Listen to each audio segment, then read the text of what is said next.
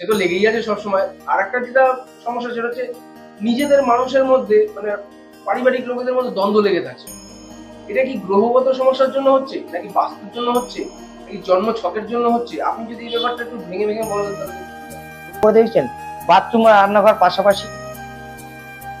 আপনি Dubai flat কিনতে যান, বাথরুম আলাদা, রান্নাঘর আলাদা। এরকম হলো যে এরকম কানেকশনটা দেখা যায়, তো তাহলে তাকে ফার্স্টে কি করতে হবে? মানে আপনার কাছে তো আসবে সেটা বরাবরই, কিন্তু তাকে কি কাজটা দিয়ে শুরু করতে হবে? প্রথমে কি কাজটা করতে হবে? তাকে প্রথমে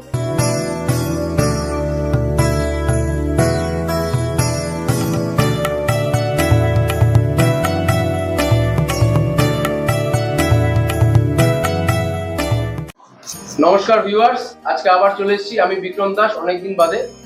পণ্ডিত দীপক শাস্ত্রী মহারাজ আপনারা সবাই চেনেন, আমরাও চিনি। আমরা পণ্ডিত দীপক শাস্ত্রী মহারাজের কাছে বারবার আসি কারণ তার কাছে উপকৃত হই তাই। আর প্রথম যেটা কথা বলার বিষয় সেটা হচ্ছে গুরুজির সাথে এই ছোট একটা ব্লগ নিয়ে চলে আসলাম। সময় খুবই কম হাতে গুরুজির কাছে, কারণ চেম্বারে লোক থাকে। যেটা হচ্ছে গুরুজি বলার বিষয়ে একটা সমস্যা সবসময় আমি দেখি যে বাড়িতে নানা রকম সমস্যা হচ্ছে, অর্থের অভাব সে তো লেগেই আছে সবসময়। আর একটা যেটা সমস্যা সেটা হচ্ছে নিজেদের মানুষের মধ্যে মানে পারিবারিক লোকেদের মধ্যে দ্বন্দ্ব লেগে থাকছে। এটা কি গ্রহগত সমস্যার জন্য হচ্ছে নাকি বাস্তুর জন্য হচ্ছে নাকি জন্ম ছকের জন্য হচ্ছে? আপনি যদি এই ব্যাপারটা একটু ভেঙে ভেঙে বলেন তাহলে খুব সুবিধা হয়। খুবই ভালো প্রশ্ন এটা। নমস্কার, জয় মাতারা, জয় মা কামাখ্যা, জয় মহাকাল। এটা বিক্রম আপনাদের জন্য এত সুন্দর একটা প্রশ্ন রেখেছে, আমি ভাবতেই পারিনি যে আজকের আপনাদের জন্য একটা সুন্দর ব্লগ বিক্রম আপনাদেরকে দেখাবে। এই ব্লগটা খুবই দরকার ছিল, মানে আমিও অনেক চেষ্টা করছিলাম এগুলো বলার, অনেক বলেওছি এরকম। তো ওর যে প্রশ্নটা যে বাড়ি নানা রকমের সমস্যা সবার মধ্যে দেখা দিচ্ছে, বা বাড়ির অসুস্থতা, ভাই টাকা পয়সা থাকছে না, অশান্তি, এই জায়গাটা ও বলছে গ্রহের জন্য হচ্ছে না বাস্তুর জন্য, না টুকটাক কেউ করেছে, না কেউ জাদুটোনা করে দিচ্ছে। সবার প্রথম আপনাদেরকে বলবো ভুল ধারণা থেকে সরে যান। আপনারা যেটা করবেন সেটা হচ্ছে আপনাদের বাস্তুটাকে আগে, বাস্তু মেন হচ্ছে বাস্তু দেখতে হবে। এরকম না, বাস্তুর এই যে যে অসুস্থতা, এই অসুস্থর মেন কারণ হচ্ছে বাড়িতে যাওয়ার হেলদি জীবনযাপন থাকছে না, ভালো খারাপ সবসময় লেগে থাকছে এই অসুস্থতা। সেটার মূল কারণ হচ্ছে ঈশান কোণ, মানে নর্থ ইস্ট, মানে উত্তর পূর্ব দিকে যদি বাথরুম বা রান্নাঘর। আরেকটা দিক হচ্ছে আপনার দক্ষিণ পশ্চিম, এই দিকে যদি মুখ্য দুয়ার বা মেন এন্ট্রেন্স বা গেট থাকে, তাহলে বাড়ির সবাই অসুস্থ থাকবে, বাড়ির টাকা পয়সা থাকবে না, এবং বাড়ির মধ্যে সবসময় কিচির কিচির অশান্তি লেগেই থাকবে। তো আজকালকার দিনে আরেকটা যেটা সমস্যা সেটা কি হলো যে এখন তো কেউ বাস্তু ছক থেকে ছক বিচার করে বা আপনাদের মতন কারোর কাছ থেকে জেনে বুঝে যে বাড়িটা করবে বা কোনো একটা ফ্ল্যাট নেবে, সেরকম তো কোনো কিছু করে না। তার থেকে আরো বেশি সমস্যাটা হয়ে যাচ্ছে, কারণ আপনি তো দেখতেই পাচ্ছেন চারিদিকে যেসব জিনিস ফ্ল্যাট যেরকম। এই যে ব্লকে আপনাদের জন্য কত উপকারের ব্লক একটা বিক্রম নিয়ে এসছে আপনাদের জন্য, আপনারা বিক্রমকে সেলুট করবেন ওখানে। কারণ বলি, কারণ হচ্ছে এই যে যারা ফ্ল্যাট কিনছে, প্রমোটারদের কি আছে, প্রমোটাররা আপনাদের বাড়ি করে দিচ্ছে ঈশান করে বাথরুম রান্নাঘর। সব সময় যারা প্রমোটারের কাছ থেকে আপনারা ফ্ল্যাট কেনেন, আপনারা কখনো লক্ষ্য করে দেখছেন বাথরুম আর রান্নাঘর পাশাপাশি? আপনি দুবাই ফ্ল্যাট কিনতে যান, বাথরুম আলাদা, রান্নাঘর আলাদা। কেন? তারা সবকে দেয় বাস্তু এক্সপার্টকে দিয়ে, আমার মতন বাস্তু এক্সপার্টকে দিয়ে সবাই সব বাস্তু করানো। তার রান্নাঘর ঠিক জায়গায়, বাথরুম ঠিক জায়গায়, দিক অনুযায়ী ড্রয়িং রুম ঠিক জায়গায়, পড়ার রুম ঠিক জায়গায়, স্টাডি রুম ঠিক জায়গায়, টিভি ঠিক জায়গায় আছে, ফ্রিজ ঠিক জায়গায় আছে, মুখ্য দুয়ার ঠিক জায়গায় আছে, ঠাকুর ঘর ঠিক জায়গায় আছে। দুবাই আপনি গেলে দেখতে পাবেন। কিন্তু আমাদের এখানে যেটা প্রমোটাররা যেটা করছে, যা তাদের কিছু করার নেই, জায়গায় অভাবে তারা করছে কি বাথরুম আর রান্নাঘর একসাথে করে দিচ্ছে। এইখানে ঢোকার পর আপনার নানা রকম অসুস্থ, নানা রকমের টাকা পয়সা বেরিয়ে যাওয়া, নানা রকম ঝুট ঝামেলা মামলা মোকদ্দমায় পড়ে যাওয়া, কেউ বাড়িতে সুইসাইড করা, কেউ গলায় দড়ি দেওয়া, কেউ অ্যাক্সিডেন্টে মারা যাওয়া। এই বাথরুম রান্নাঘর একসাথে থাকা বিশাল খারাপ। জল আগুন, জল আর আগুন জানেন একে অপরের শত্রু। জল যদি আগুনের উপরে এসে পড়ে আগুন লেবে যাবে, তেমনি যদি জল আর আগুন পাশাপাশি থাকে তাহলে আপনার বাড়ি নানা রকমের সমস্যা দেখে দেবে। এই ফ্ল্যাট যারা কিনছেন, আমাকে সবাই ফ্ল্যাটে আজকাল নিয়ে যায় যে গুরুজি দেখুন তো এই ফ্ল্যাটটা নেবো কিনা। আমি যদি বলি হ্যাঁ, আমি ডান বললে তবেই তারা ফ্ল্যাট কেনেন, অত ফ্ল্যাট কেনেন। কিছুদিন আগে ছোট জিনিসটা বললি, কিছুদিন আগে গুরুজি দুবাই থেকে ঘুরে এসেছেন, ব্যাঙ্গালোর হয়েও ঘুরে এসেছেন।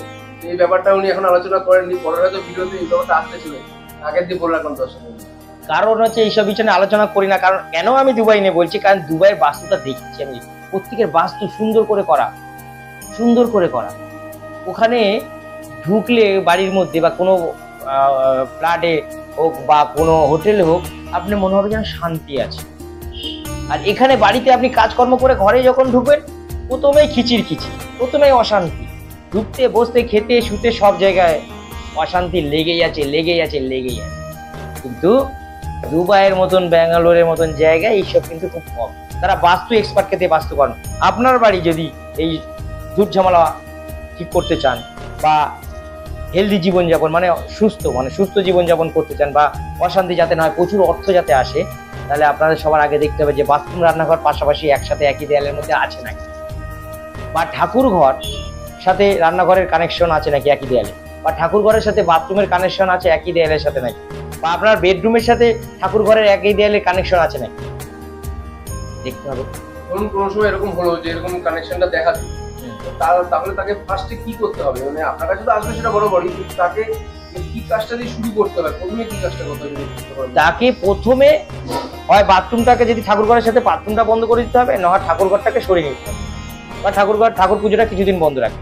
আর যদি ঠাকুর ঘরের সাথে রান্নাঘর থাকে, তাহলে রান্নাঘরটা বন্ধ করে দিতে হবে বা ঠাকুর ঘরটা বন্ধ করে দিতে হবে। এই যে কোনো একটাকে বন্ধ স্টপ করে দিতে হবে, বা ওই দেয়ালের পাশ থেকে আর একটা ছোট্ট করে দেয়াল তুলে দিতে হবে। প্রথম প্রাথমিক কাজ। তারপরে তো আমার কাছে আসা, তবেই আমি যখন গিয়ে ব্যালেন্স করব বা বন্দনা করব।